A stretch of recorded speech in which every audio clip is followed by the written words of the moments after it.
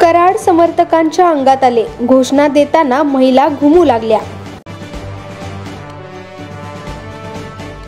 मस्साजोगचे सरपंच संतोष देशमुख यांच्या निर्गुण हत्येनंतर या प्रकरणात अखेर मंत्री धनंजय मुंडे यांचे निकटवर्तीय वाल्मिक कराड यांच्यावर खुनाचा गुन्हा आणि मोक्का देखील दाखल केला आहे। केज येथून वाल्मिक कराड यांना बीड न्यायालयात हजर करण्यात आले। या दरम्यान परळीचे व्यवहार गेले 2 दिवस कराड यांच्या समर्थकांनी बंद पाडले आहेत। कराड समर्थकांनी जाळून घेण्याचा देखील प्रयत्न झाला होता। या प्रकरणात आज वकिलांमध्ये फूट पडली आणि दोन्ही पक्षाचे वकील या प्रकरणात तावातावाने मीडिया समोर आपली बाजू मांडू लागल्याचे विचित्र चित्र राज्यातील जनतेला पाहायला मिळाले। या प्रकरणात दोन्ही बाजूंचे वकील एकमेकांना स्टंटबाज म्हणू लागल्याने आश्चर्य व्यक्त करण्यात येत आहे। यातच पांगरी या गावात कराड समर्थक महिलांच्या तर अंगात आल्याचे चित्र पाहायला मिळाले। अपहरणातून 9 डिसेंबर रोजी निर्गुण हत्या करण्यात आली। या प्रकरणात 8 आरोपींवर मोक्का दाखल करण्यात आला होता। आता थेट वाल्मिक कराड यांच्यावरच खुनाचा गुन्हा आणि मोक्का लावण्यात आल्याने कराड समर्थकांनी प्रचंड गोंधळ घातला। या निर्णयाचा निषेध करण्यासाठी परळी बंद ठेवण्यात आली। दरम्यान आरोपी वाल्मिक कराड यांना केज येथून बीड कोर्टात हजर करण्यात आले।